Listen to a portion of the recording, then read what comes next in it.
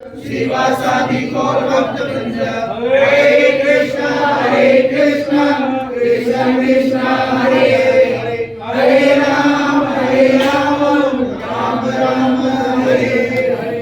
नमो विष्णुपदाय कृष्ण पृष्ठाय भूतले श्रीमती मधुसूदनाय नमस्ते मधुसूदनाय भक्तिपाद दुर्लभ कृष्ण भक्ति में अति सर्वका हरे कृष्णा कृष्ण कृष्ण हरे हरे हरे राम राम राम हरे।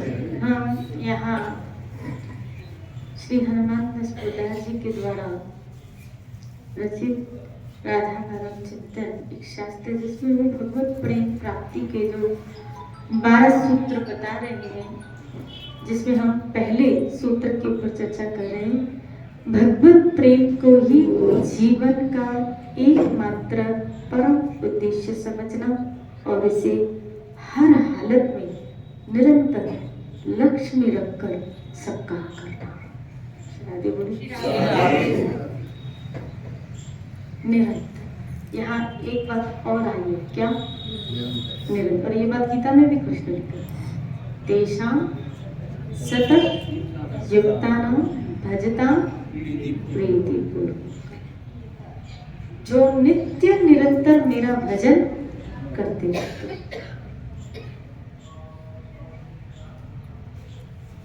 पहले तो हमको ये समझना है, इस मार्ग में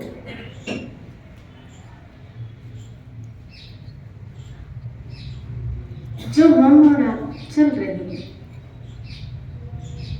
और जो लक्ष्य यहाँ बताया जा रहा है, अगर उसको हमने चयन किया है, अगर हमने उसको निर्धारित किया है भगवत प्रेम को, तो उसको पुष्ट करने के साधनों को भी फिर अपनाना पड़ेगा।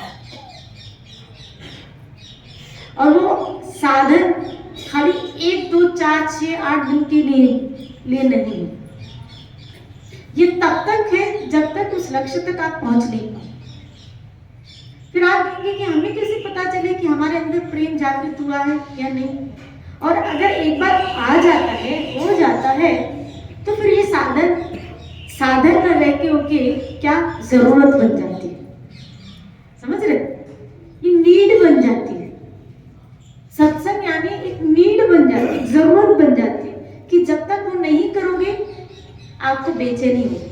नीड बन जाती है। प्राप्ति के बाद का जो गुण है और प्राप्त होने से पहले का जो गुण है, उसमें अंतर है। प्राप्ति के पहले एक पिपासा बनी रहती है कि वो मिले। भगवत प्रेम की प्राप्ति वो मिले, उस साधनों को अपनावे, लेकिन वो भी कैसे? निरंतर। यहाँ बरसों लग जाते हैं। आज सुबह हम भागवत में एक चर्चा चल रही थी, एक श्लोक था ब्रह्मा जी की स्तुति। उसमें ब्रह्मा जी कह रहे हैं कि कोई योगी आप कितनी जत्न करे और इंद्रियों को पूरा संयम करके अपने मन को एकाग्र करे, अपने चित्त को एकाग्र करे, आपको नहीं पा सकता, आपको नहीं समझ सकता। कोई ज्ञानी अपने ज्ञान के बल पर आपको जानने की चेष्टा करे, वो आपको जान नहीं पाएगा। उसका ज्ञान अधूरे का अधूरा रहेगा। श्री राधे बोली। कोई समाधि में लगा लो, यहां तक बोल दिया, कोई समाधि में पहुंच गया है, समाधि में लगा। ये समाधि लगाने के लिए, समाधि में जाने के लिए पहले तो एकांत स्थान चाहिए, निर्जन मन चाहिए। दूसरा, जन समूह का तोड़ना। आप देखो, अगर एकाग्रता लानी है तो जन समूह से अलग होना पड़ेगा। एकाग्रता लानी है तो जन समूह से नाता तोड़ना पड़ेगा। लेकिन ब्रह्मा जी ने यहाँ कह दिया, भागवत के 10वें स्कंद में आया है, ब्रह्मा जी की स्तुति पढ़ना जाके, कि भले कोई समाधि में पहुंच गया है तो भी वो आपको आपको पा नहीं सकता। तो भाई कौन पा सकता है? फिर ब्रह्मा जी आगे बढ़ रहे, तो कौन पा सकता है? बोला, वो लोग जिन्होंने अपने जीवन का एकमात्र लक्ष्य सत्संग बना दिया। ये ब्रह्मा जी की सुबह ही पढ़ रही थी, आपको बताया। जिनके जीवन का आधार बन चुका है सत्संग, जिनकी जीवन की खुराक बन चुकी है सत्संग, जो ऐसे प्रेमी संतों का संग किया करते और अपना शरीर मन हाँ भाई ऐसा था ना श्लोक, बता दो कैसा था, मैं गलत बोल रही? श्री राधे बोले क्योंकि सुबह सत्संग में आए थे तभी। शरीर मन और वाणी से जो सत्संग करता रहता है, जो जिसने आपको अर्पण कर दिया, जो अपनी इन शरीर मन वाणी के द्वारा अपने जीवन का आधार बना दिया है, जिसने सत्संग बोला वो लोग, ऐसे लोग जिन्होंने अपने जीवन को क्या बना दिया, सत्संग, जिनके जीवन का आधार बन चुका है सत्संग। तो बोला वो लोग आपको इस तरह कैद कर देते, इस तरह पा लेते, और जिन्होंने अपने जीवन को जिनके जीवन का आधार सत्संग बन चुका है, वो आपको ऐसे पकड़ लेते हो, आप उनकी कैद में ऐसे आ जाते हो सहजता से। इन प्रेमी भक्तों के ऐसे कैद में आ जाते हो जो निरंतर सत्संग का सेवन किए हैं, बाकी और किसी उपाय से आप किसी की पकड़ में आने वाले। तो इसका मतलब यहाँ तो समाधि भी फेल हो गई, एकांत भी फेल हो गया। वैसे भी एकांत का शब्द का अर्थ कुछ दूसरा ही है, जो हमने दूसरा निकाला। हम सोचते हैं क्या कुटिया बना दी, सबसे अलग हो गए, कट्टा हो गए, सबसे कट कर दिया और जंगल में चले गए, तो क्या हो गया, एकांत। श्री राधे बोले।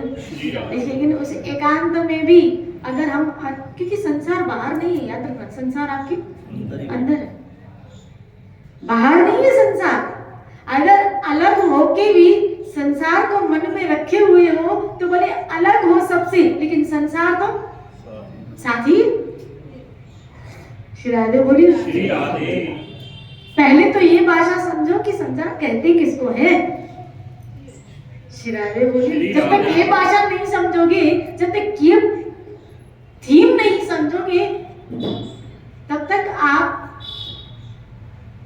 उसको विलग नहीं कर पाओगे, अलग नहीं कर पाओगे। कि चले एकांत, जहां मैं बिल्कुल क्या हो जाए, खत्म हो जाए, मैं बिल्कुल खत्म हो जाए, मैं बिल्कुल खत्म हो जाए, एक का भी अंत। जब तक मैं है ना, और जब तक मेरा है, तब तक संसार है। जब तक मैं है और जब तक मेरा, सीधी सीधी बात। जब तक मैं है और जब तक मेरा है, तब तक संसार है। जब मैं और मेरा खत्म, तो संसार भी आपका खत्म। श्री राधे बोलिए। श्री राधे। अब आप देखिए, मेरा मैं और हमारा मेरापन कहाँ कहाँ है इस जगह। जहां जहां मेरापन और जहां मैं, संसार। भले वो फिर अलग से कुटिया बनाएगा और कहेगा ये कुटिया ये शरीर मेरा है, मेरा, ये धोती मेरी, ये साड़ी मेरी, फलानी चीज मेरी है। श्री राधे बोली। तो भले अलग हो गए संसार से, लेकिन अभी तक संसार तो, और जहाँ मैं और मेरा, आप देखिए कुंभनदास, नामदेव, ये ऐसे संतों गुजरे हैं, कबीरदास जी, ये ऐसे संतों गुजरे हैं। क्या कबीरा खड़ा चौक पे, श्री राधे, बाजार में, वो भीड़ में है, बाजार में है, लेकिन उनका मेरापन सिर्फ ठाकुर। मैं बस यही समझाना चाहती हूँ, मैं और मेरापन जहाँ है तब तक संसार है। अब इनका मैं और मेरापन, भले वो नरसिंह मेहता, एक बार नरसिंह मेहता को ठाकुर जी ने कहा कि तुम्हारे पुत्र का विवाह तय तो हो गया है। बोला किसका पुत्र? ऐसे मेहता पूछ रहा, किसका पुत्र? बोला तुम्हारे। बोला वो तो मैंने आपको दे दिया था, अब वो मेरा। पर सुनो, चलो मेरा पुत्र, चलो भगवान कह रहे चलो मेरा, लेकिन सुनो मैं क्या कह रहा हूँ। हाँ कहो ना।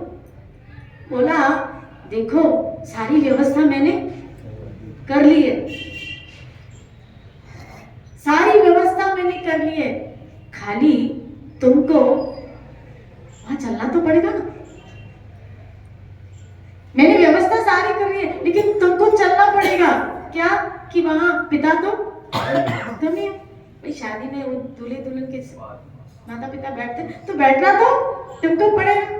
बोले जब बेटा तुमको दे दिया तो बोले बैठना वाली मेरे को करेगा। शिरादे बोले व्यवस्था तुमने की, बाप भी व्यवस्था करते, व्यवस्था तुमने की तो बाप भी तुम ही हो, तो बैठोगे भी तुम ही।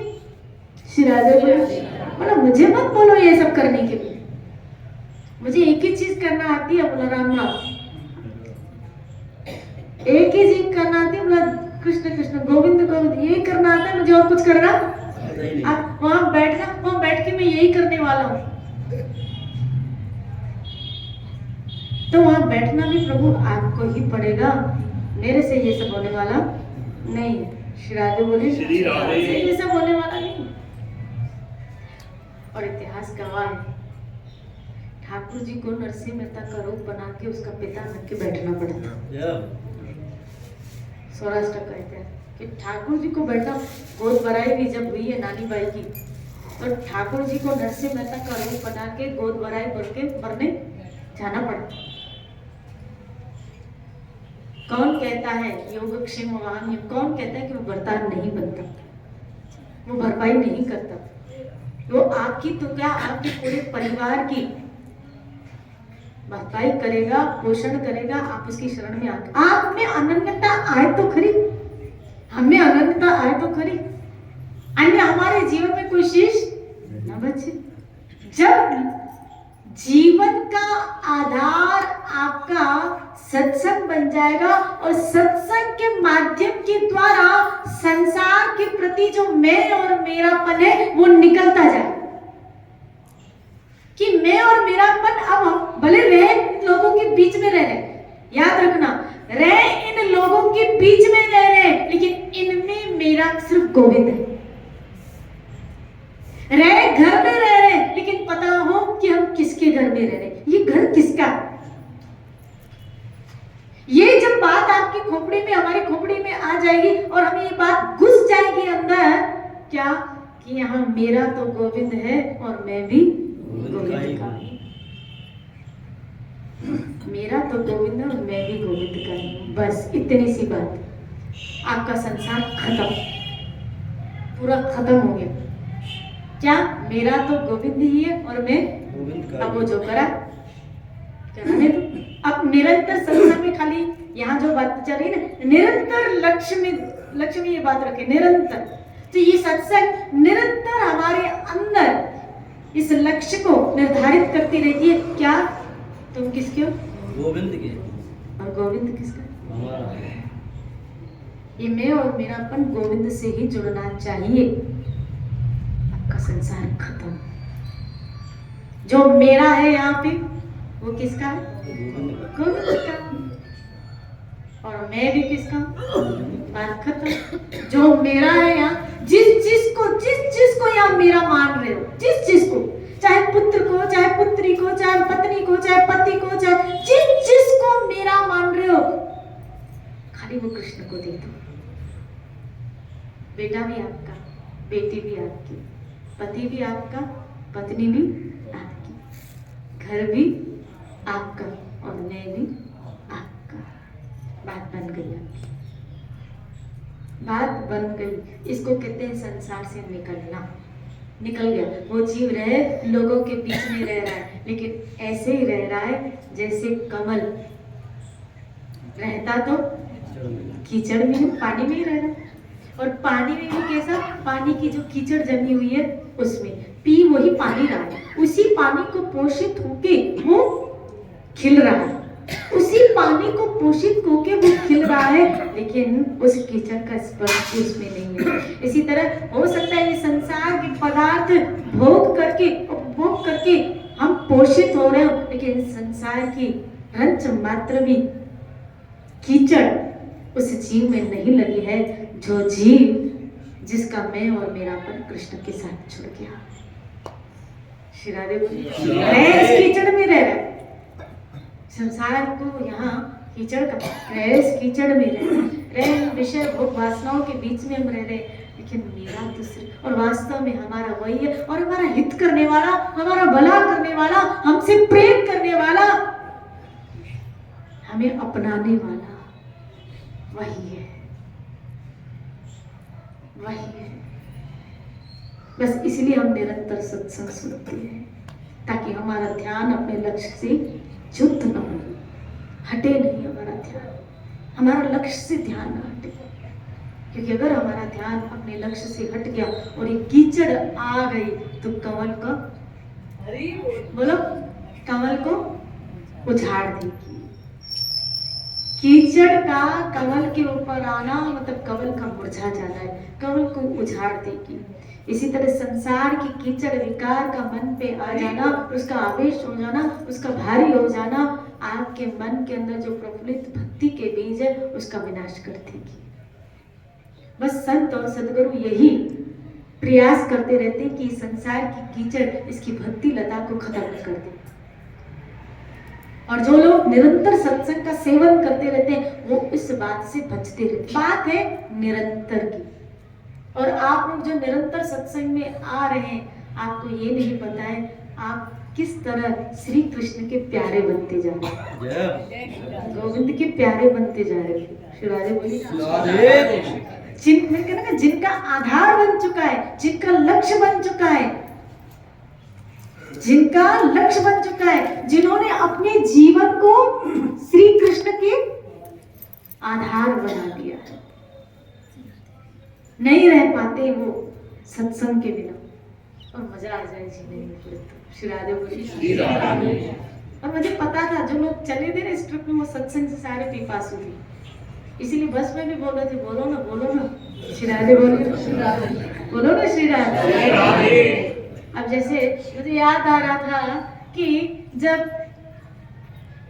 भुषंडी जी, काकभूषणी थी ना, काकभूषणी जी जा रहे हैं, रास्ते में शिव जी मिले, काकभूषणी थे ना, रास्ते में शिव जी मिले तो बोला सत्संग सुनाओ, सत्संग सुनाओ। बोला यहाँ सत्संग होगी क्या? बोला यहाँ सत्संग के लिए तो स्थान चाहिए, एकांतिक स्थान हो। श्री राधे बोले शांति हो, एकांतिक स्थान हो।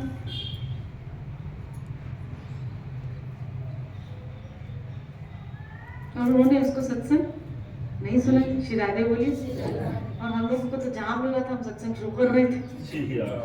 श्री राधे बोलिए। अब देखो गायों के बीच में गाय रंभा रही है और बीच में सत्संग हो रही है, बीच में कथा कीर्तन हो रहा था।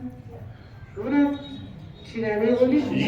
क्योंकि सत्संग करने के लिए एकांत स्थान चाहिए, कीर्तन करने के लिए सब नहीं। कीर्तन तो जहाँ करो जिधर करो। और हमारे और आपके पास ना आपको मुझसे और कुछ चाहिए और ना मुझे आपसे और कुछ चाहिए, क्योंकि मेरे पास और कुछ देने के लिए, कृष्ण कथा कहते हैं, कुछ देने के लिए है ही नहीं। यही है।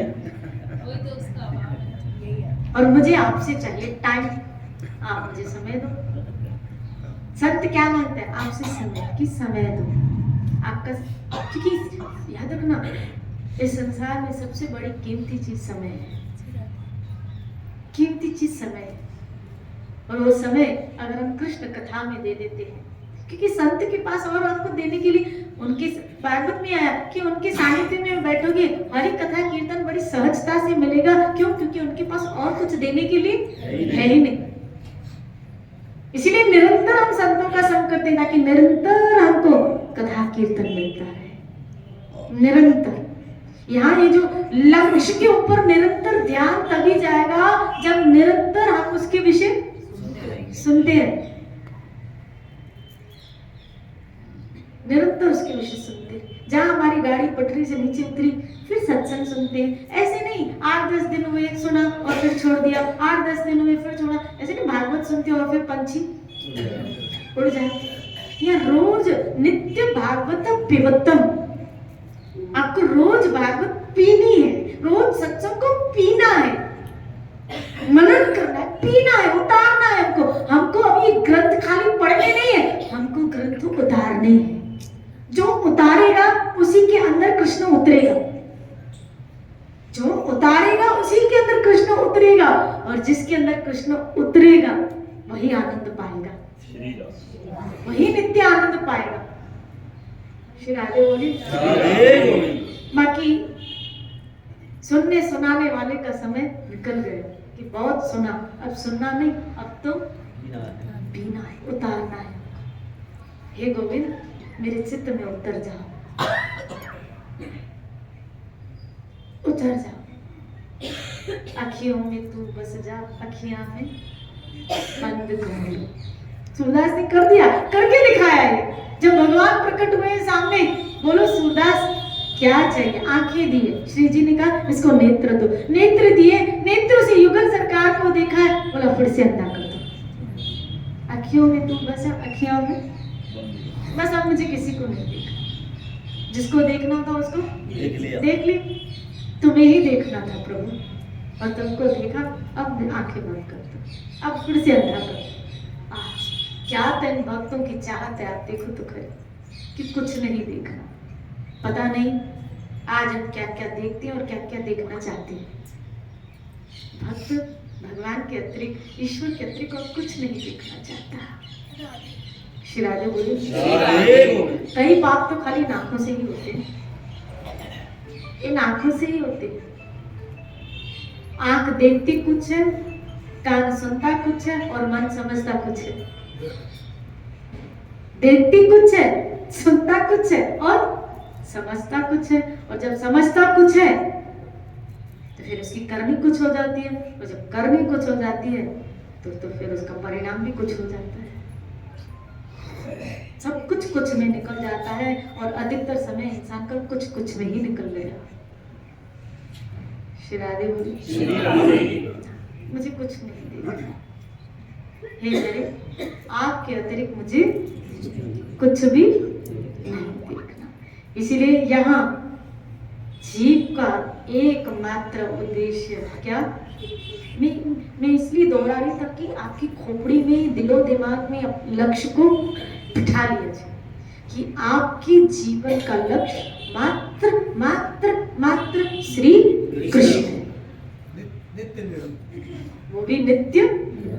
जीवन का लक्ष्य सिर्फ और सिर्फ कृष्ण है। कृष्ण के संबंध में जो मिले स्वीकार करो, और कृष्ण को छोड़ के अगर कुछ मिले उसको धिक्कारते हुए, उसको नकारते हुए, उसको छोड़ते हुए चलो। अब हमको वो कुछ नहीं चाहिए जो हमारी कृष्ण भक्ति में, कृष्ण प्रेम में बाधा बने। कृष्ण भक्ति में, कृष्ण भजन में, कृष्ण कथा में, कृष्ण नाम में जो सहयोगी मिले उसको राम राम, उसको प्रणाम, उसको साथ लेते हुए चलो, क्योंकि आगे भी आपका वो सहयोग करते हैं। जो सहयोगी बनते हैं उनको राम राम, उनको साथ लेते हुए चलो। लेकिन अगर कोई कहे ये छोड़ के मेरे पास आ, तो बाबा तुझे छोड़ देंगे, अब इसको नहीं छोड़ेंगे। श्री राधे बोले। हाँ, कृष्णदास सुनने वाले। श्री राधे बोले। श्री राधे बोले। श्री राधे। ऐसे भी मैंने देखा अभी इन दिनों कि जैसे वो बीमारी होते हैं वो बहुत गंभीर हो गए। इंसान को कभी कभी कोई चीज व्यक्ति को बहुत सिंसियर कर, बहुत गंभीर कर देती है, बहुत सिंसियर। और ये अच्छा भी है, क्योंकि इसको बोलते हैं सेकंड चांस। क्या हुआ? Second chance. जब आप किसी बहुत बड़ी बीमारी से उठ जाओ, समझ लेना भगवान ने मुझे एक मौका और दिया है। जैसे कौन थे, क्या नाम था, अजामिल। अजामिल को भी क्या मिला? मौका मिला। जब पार्षद आते हैं, जब वो नारायण नाम जप करते हैं तो यमदूत उसको छोड़ के जाते हैं, तब क्या होता है? Second chance. उसको एक मौका, और उसने उस मौके का क्या लाभ लिया कि सब कुछ छोड़ के हरिद्वार के निकट भजन करने के लिए चला गया और परम पद को प्राप्त कर लिया। इसी तरह जिंदगी कभी ऐसे मोड़ पे हमको ला के रख दे क्या कि मौत से हम उठ के आ गए हो, तो समझ लेना भगवान ने मुझे एक सेकंड चाहिए। और आप कहेंगे जिसको नहीं दिया, पता सबको ही मिला है। बोलो तो बताओ। श्री राधे बोले। हम में से जितने बैठे, जितने बैठे हैं, अपने जीवन काल में एक बार तो आप लोगों ने कहा ही होगा कि आज तो हम मरते मरते बच गए। बच गए। बोलो बोला ही होगा, अरे आज तो जाने वाले थे, आज तो हम मरते मरते बच गए। समझ लेना ये सेकंड चांस मिल गया। श्री राधे बोले, राधे। और ऐसे कितने चांस मेरे ठाकुर ने हमको दिए। बस कोई समझ लेता है उस चांस को, कोई समझ नहीं पाता।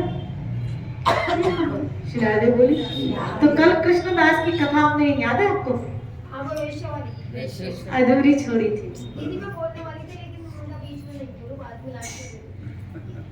कृष्णदास की कथा हमने अधूरी छोड़ी थी कि कृष्णदास ने जब उस वैश्या को मंदिर में लेके आए तो मंदिर वालों ने हाहाकार कर दिया, लेकिन उस मंदिर में उसने उस वैश्या को कुछ पद सिखाए ठाकुर को रिझाने के लिए, और वो वैश्या उस पद को जब रटन करती है और जब भाव विभोर होके नाथ के आगे गाती है, तो इतनी तन्मयता से वो गाती है, इतनी तन्मयता से गाती है कि उसके प्राण वहीं छूट जाते हैं,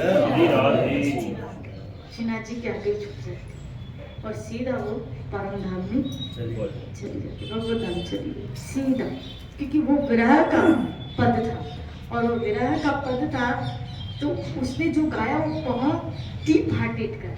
और जब ये आप कोई डीप हार्टेड किसी से वार्तालाप, आलाप, प्यार ये करते हो ना, इन भक्तों ने बहुत डीप हार्टेड भगवान से प्यार किया। श्री राधे बोली, श्री राधे। डीप हार्टेड का बहुत अंतःकरण की गहराई से जो घुस गया है। अभी हमारा मुंह देखा है, मुंह देखा और अंतःकरण का अंतर है। मुंह देखा कि सुनते हैं तो भाव आ जाता है, देखते हैं तो भाव आ जाता है, अच्छी बात है ये, लेकिन फिर बाहर व्यवहार में जाते हैं तो भूल भी जाते हैं। श्री राधे क्या फॉर टाइम बिंग का, इसको बोलते हैं फॉर टाइम बिंग का। क्या कभी 2 घंटे माला की तो इतनी देर वो याद रख। कई लोग तो खाली निर्धारित कर देते हैं कि बस 2 घंटे भजन करना है, 3 घंटे भजन करना है, उसके बाद नहीं। यहाँ बात आई है निरंतर की, हमको करना है तो निरंतर ही करना है, निरंतर। और वही उस वैश्या का आप देखो, वो डीप हार्टेड जो उसका गान था, विरह जागृत हो गया और वो रह नहीं पा रही थी ठाकुर जी के बिना, और उस विरह में, उस पद में उसका शरीर छूट गया।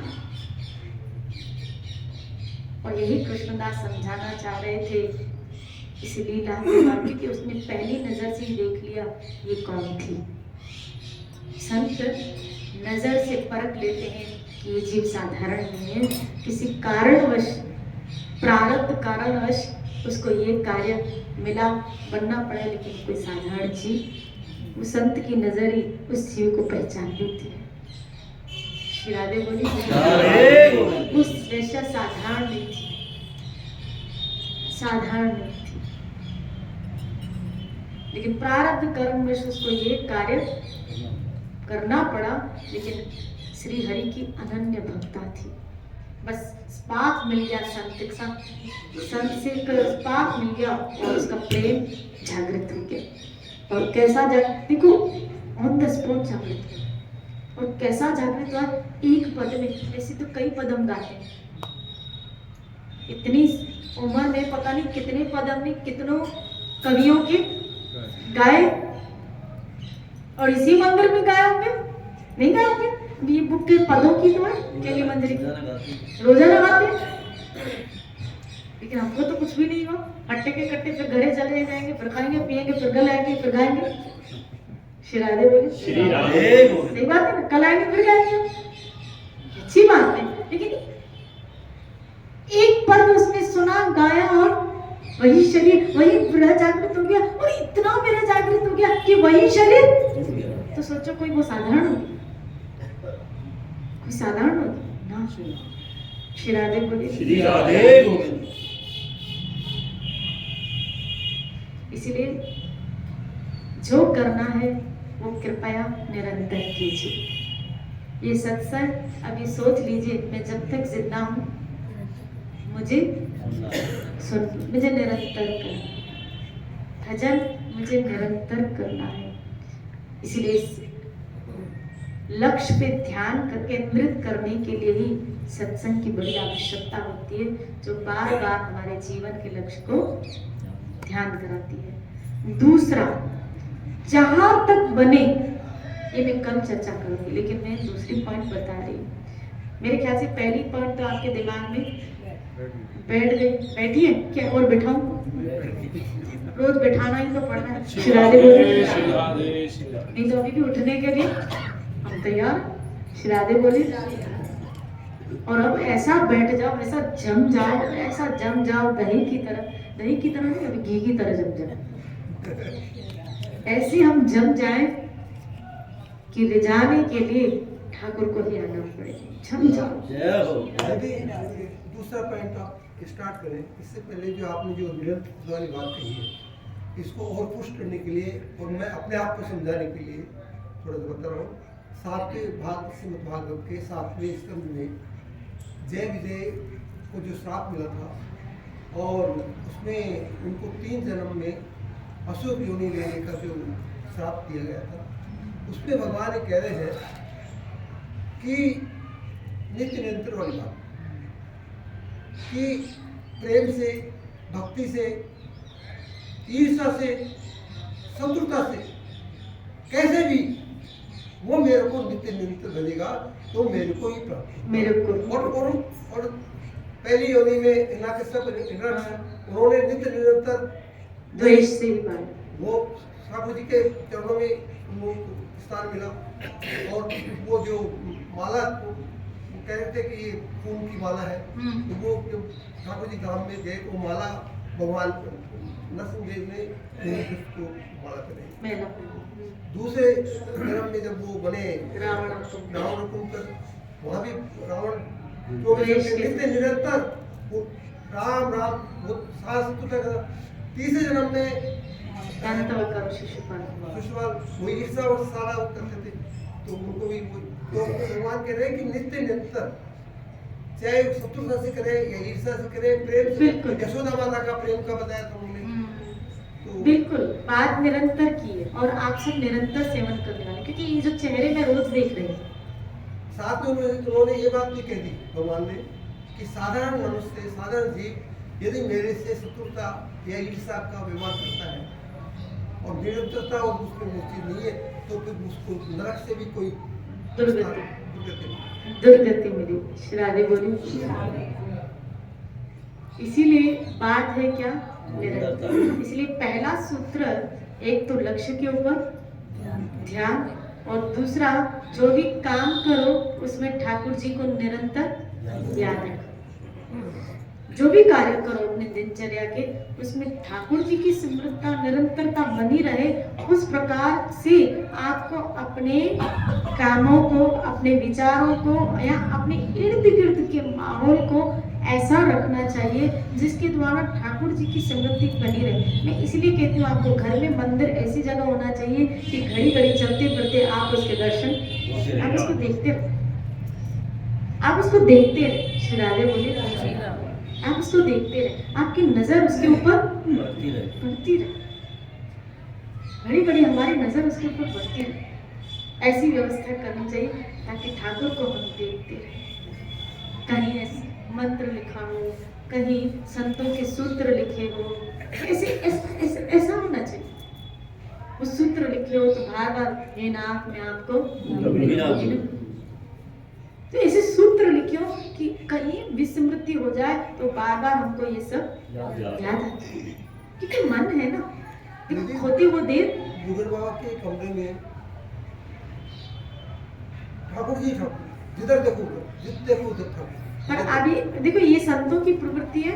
मुझे पता है आज के घर का जो डायग्राम होता है, इंटीरियर होता है, और मैं ऐसा नहीं कहती हूँ कि भले आप इंटीरियर मकान में मत रहो, व्यवस्था से मुझे वो इशू नहीं है, लेकिन कहीं वो व्यवस्था में भी ऐसी फिटनेस हो ऐसी फिटनेस हो कि आपको उसमें ईश्वर कहीं ना कहीं दिखाई पड़े। श्री राधे बोली। आज लोग 40-40, 50-50 लाख का इंटीरियर कराते हैं घर, अच्छी बात है तो भगवान ने करो, लेकिन उसमें वो व्यवस्था ऐसी रखो, मंदिर ऐसा हो शानदार, ठाकुर जी का ऐसा हो शानदार, आप हॉल में बैठे तो कहीं आपकी नजर, भले डेकोरेट कमरे में क्यों ठाकुर जी का स्वरूप नहीं रख सकते, क्या रख सकते? श्री राधे बोली।